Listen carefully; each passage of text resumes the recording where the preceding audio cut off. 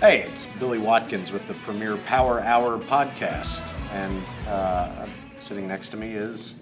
My name's Ellie Kramer. I'm the customer service manager in the North Central Division. We decided to do the show today in our safety vests. We're always in our safety vests here. Safety first. It's safety first. Before anything, safety first. Premier Packaging's tagline. I haven't been in the back. I'm assuming you have to walk through Yes. a lot of forklift traffic, which is why you were wearing. Yeah. I saw you had yours on and said, "Yeah, let me dust mine off. Here we go." I'm pretty loud, so most people know when I'm coming, but this is just a secondary. You do have it's kind of like a theater voice. Exactly. I used to, when I first started, I would go beep beep, because that's what the forklifts do as they pass all the aisles. So you would honk. Yeah, they always knew where I was. Safety first. So Ellie, in customer service, how did you get your start? How long have you been here? I've been with Premier, it's going to be my third year. I started as a junior customer service rep. I came from a job that did not have me doing anything. Nice. And you've left? No. I left. Yeah, no, I'm not kidding. I watched Netflix for like 8 hours a day and they paid me. It was really nice for about 1 month, and then I got really bored. Yeah. And so actually, I knew someone who worked for Premier, and they said, you don't have a ton of experience in packaging, and I was pretty new into the industry, so I started as a junior customer service rep, and I interviewed with Molly Macy and Chip Underwood. They took a chance on me, basically, and I grew through the company, and so I went from junior customer service rep to now I'm the lead of this division. So it's kind of a fun story. Roll of the dice. Yeah. And here we are. And so far it's worked out. No one's fired me yet, so that's great. Having not come from anything or had any experience in the packaging business and being told, well, you don't have a lot of packaging experience. At the start, what does that mean to you? Because you're like, well, what could there be to learn, right? Yeah, and it's amazing what there is. It's a niche now. Everyone comes to me for their packaging thought processes. They ask me why a box looks the way it does when it comes to me, and I joke around with some of my teammates that we can lift up the box and look at the cert stamp now and kind of know where it's coming from. And if you see Premier, you get excited, and if you don't see us, you say, oh, wait, we could do this, or my parents are annoyed by me, but... It is amazing, though. You get something dropped off on your front porch, and first thing I do, I flip it over, see where'd it come from. And I know exactly, like, the competitors now. I know hey, sales, maybe you gotta jump in here, see if you can take over. So how long did it, from when you started as a junior cadet in the customer service department, how long did it take you to start getting that kind of knowledge? I got really lucky with my training. I started in this division, we had some powerhouse customer service reps. We had Jessica Bowen, Griffin, Bauman. I'm almost blanked on his last name there. And Stephen Gehring. Okay. And then Molly Macy. And they were able to all sit with me, and they all had different experiences and different customers, and it was a smaller team. So if I sat with one person, I was getting a wealth of knowledge. And then I sit with the next person, it was a completely different wealth of knowledge because they all had their stuff. And so I would say I still feel like I'm learning every day because I'll talk to someone and I'll be like, blank face, I don't know what we're talking about, but you'll see me do that in this interview, probably. 6 months in, I think I started truly getting excited about packaging and truly like identifying what was on my doorstep, and identifying fluting and saying, "The stupid box, this is too heavy for this. What is going on?" And that's when I became a weirdo in my circle of friends. So you have a packaging kind of fetish now. That's probably a bad word for it. I apologize. So with learning with all those folks, being able to sit with them, getting to know their breadth of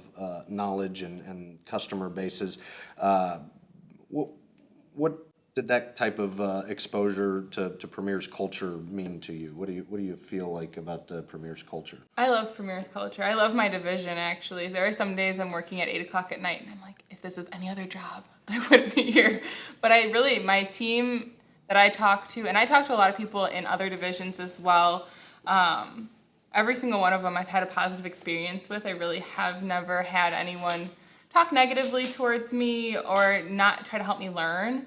And to be honest, a lot of times it's the people that make each day really worthwhile. You can talk to some really great people in Premier, so definitely it makes you feel like you're part of something, not just coming into your job and working for a paycheck. So in customer service, I started in customer service. Oh, did you like it? Obviously not. 10 years ago. Well, no. I think they at some point somebody tapped me on the shoulder and said, "You need to leave. We've got something else for you." Oh, well, at least they didn't say you have to get out the door. No. They went just the other said direction. we've got something else Yeah. for you to do. We'd rather see you in a safety vest. No one wants to see me in a safety vest. So. But they we're just gonna giggle the rest of the time. The giggle hour. The giggle power hour. You're in customer service. I started in customer service. I did have certainly loved everyone I worked with. Have similar experience of being able to just learn the industry. Yeah. I mean, you get to you. Coming into this, you do think, oh, it's just boxes. It's just you can't even say it's just boxes. No. You have to say it's just corrugate now. Yes, corrugate. And, Not allowed to say boxes. You really do want to slap someone if they say cardboard over corrugated. Yeah. I mean, it's. But you're on the front lines in customer service. Yeah. It is. I don't know. You're cannon fodder. You're the Marine. You're the Special Forces. You're everything all in one. I'm usually feeling like I'm the drummer boy. I have nothing to actually fight with. I'm just there leading the way. Instruments. Yeah. All right, I like that. But tell me a little bit about what it is you provide as a customer service lead rep. Sure. As a rep, we basically are the link to every division that we need to involve. So if sales needs to get involved because maybe they have bad pricing or want a new item, you're the one that's kind of getting that initial request, or sales, but then sales comes to you and you then go, okay, do I need to go sourcing? Do I need to go to purchasing? Is this internal? Do we need to start talking to internal people? Is this running improperly? Where's the issue? Who do I need to go to next? And that's where I really like my job is I will talk to people who work in shipping all the time. Yep.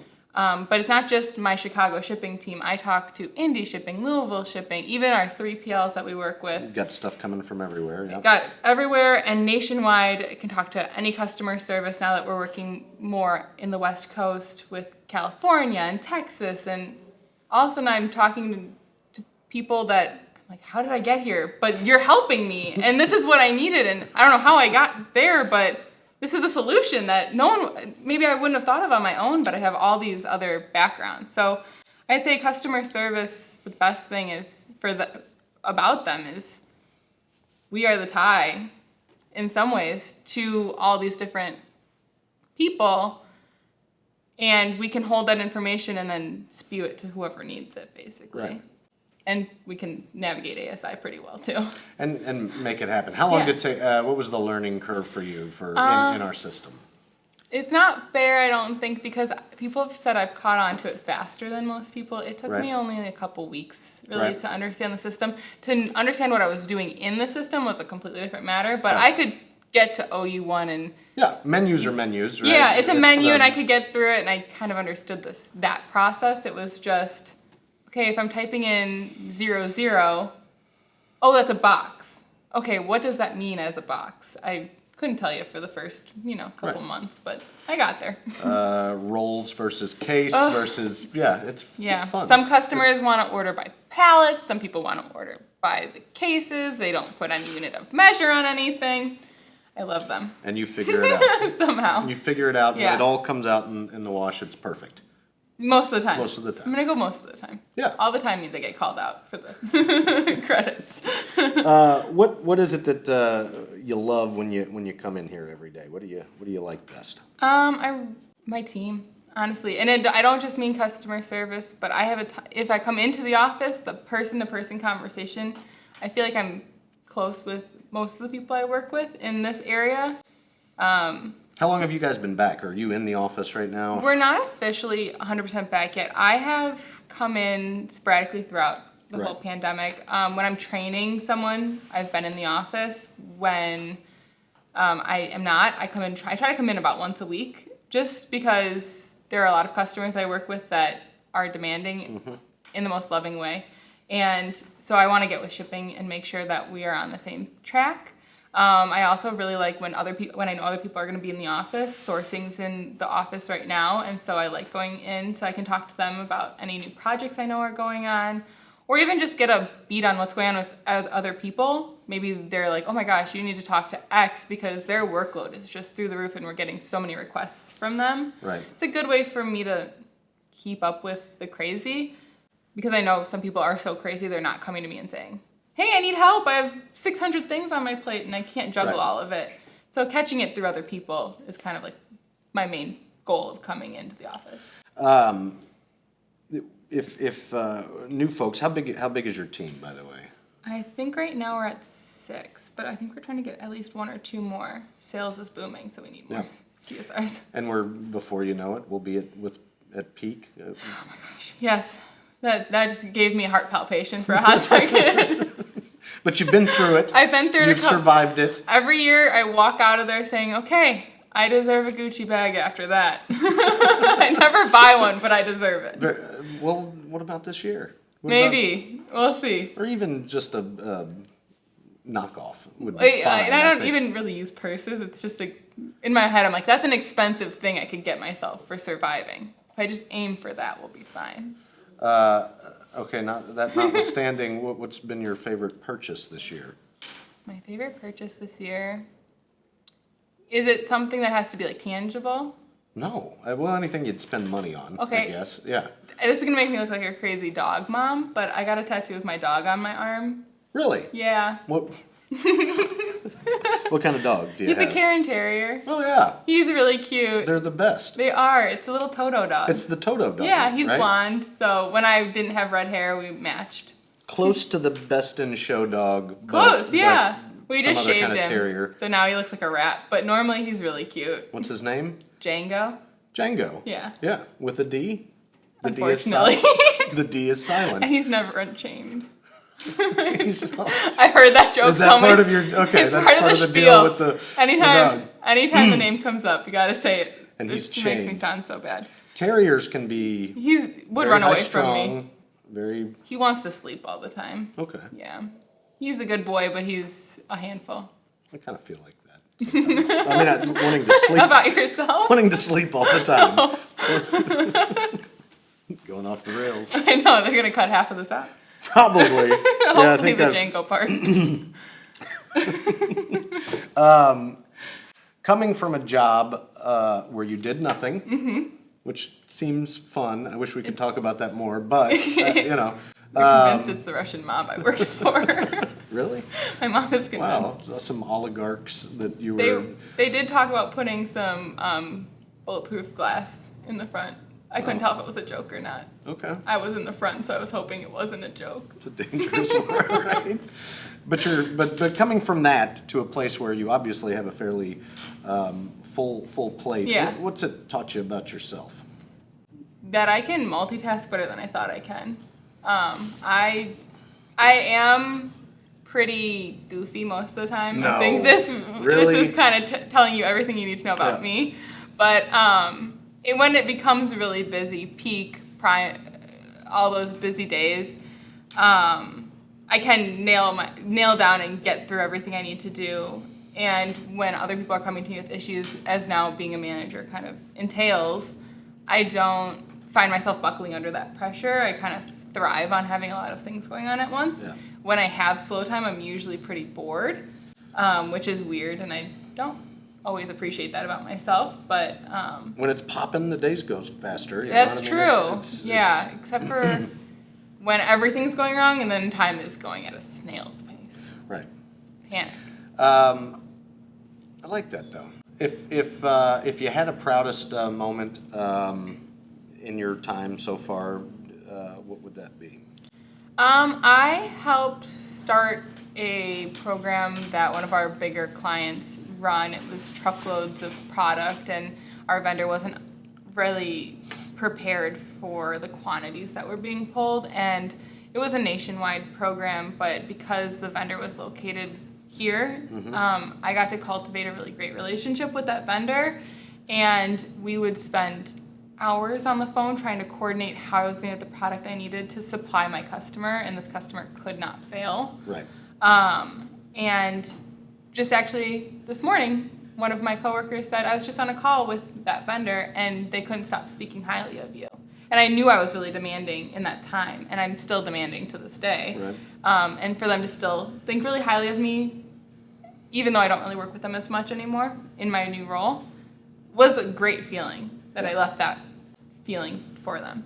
A wonderful feeling, and I mean when you're dealing with, when you have customers, and that's just part of this business. I mean you can't let them fail. You can't push the phone call off till tomorrow. You can't. You want to. You can't. I got the call at 8 o'clock. I'm almost out, and I'm going. It's 8 p.m. I don't really know where to go right now. Right. Yeah. But we make it happen every time, unfortunately. And I think that's why we're where yes, we are. We're Premier for a reason. That's what it says on the back of my safety vest. Only on yours, mine's blank. I don't have a dog tattoo. Okay, well then we even so out. We're even. Are you gonna get Premier tattooed across the back of that? Yeah, I could. The real dedication to the job. Think about it. If I'm a new person at Premier, it's day one for me. What advice would you give me? Be patient. All of this is a huge learning curve. There is so many things that you would never even know you needed to know, that to come into a job thinking, I will nail this in a day, just give me that one day and I'll have a good training day and I got it. Yeah, don't get cocky. Never happen. And to this day, there's times I run to my managers and I have no idea what just happened and I need help and I don't know what to do. And it's a fun learning curve, but it's a big learning curve. Yeah. Just be patient. It'll come. Everything happens, and you'll get there. Very nice. Yeah.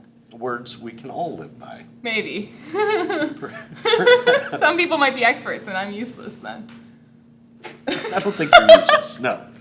Do you have a favorite ice cream flavor? Almost all of them. Yeah, I think that's a dumb question. It's ice cream. It's ice cream, and I'm known for eating ice cream faster than anyone else in my family. Really? Yeah. You like getting headaches? I don't get them. Maybe that's okay. Yeah. So that's your superpower. It's my only superpower. The ability to eat ice cream at lightning speeds. It's a good Tinder profile. I can eat almost any ice cream, and I have a tattoo of my dog on my arm. Yes. We'll cut all of that out, right? No, there's no edit. I mean, there is no editing. Oh, shoot. To this. I know, this is all, it's live. We're under our 20, so this is it. This is your introduction to Premier. Hopefully everyone still likes me after this. Wherever you get your podcasts. Enjoy. Oh, perfect. Meet Spotify, Ellie. I'm coming for you. Meet Ellie. What's the very first movie you remember seeing in the theater? In the theater? Oh, God, that's hard. My parents tell me all the time I watch Snow White on repeat. Oh, really? So I don't know if I would have seen it in the theaters, but I for sure know that's the movie I would have seen. The Seven Dwarfs. Probably Seven it came out in the 40s, so you probably didn't not. see But it originally. You don't know my age. What if I am that old? What if? Can you imagine? I just realized we can do this whole thing over again. I just realized I had gum in my mouth. You're not supposed to do that on a podcast, so we'll probably reshoot this whole thing, and you're fine. Perfect. I can cut out all the embarrassing all stuff the I just said. embarrassing stuff, and we're good. Finish this sentence. People might be surprised that I am blank. That I have a job. Where you actually do stuff. Yeah. Because before you had a job where you did nothing. Well, and I talk like this, and so it's kind of crazy that I have a job. But customers probably like talking to you. You So far, you probably bring them up during the day, you know? I hope so. Hope so. Point. Fingers crossed. It's my job. It is my whole job. Talking to customers. Yeah. Hence customer service. It is in the title. It's in the title. It pretty much spells it out. And I'm the lead of that, so I have a good feeling about it. Yeah, you can't duck them forever, right? Well, I wish. Caller ID. It helps. I had fun. Me too. This was nice. Yeah. I think our time has come to an end. Yeah. I don't have any other... I think if we stop talking now, it's probably best for both of us. Probably. And after this, if I get fired, I'm coming for you all. I think you're fine. I think your position is secure. You're good. Oh, thank God. I have nothing to do with it, so I don't know. I was going to watch this and say, we should keep Ellie on. We'll see. We'll see who watches. It's fine. It's good. No. It was very nice to meet you. Nice to meet you as well. Until next time. Maybe we'll do this again. It would be really fun. It would. This is Billy Watkins for the Premier Power Hour podcast with Ellie Kramer. The new best friend. Thank you, guys. Do you have comments, questions, or ideas about this topic? If so, we'd like to hear from you. Please visit primpack.com/podcast to let us know what you think. Thanks.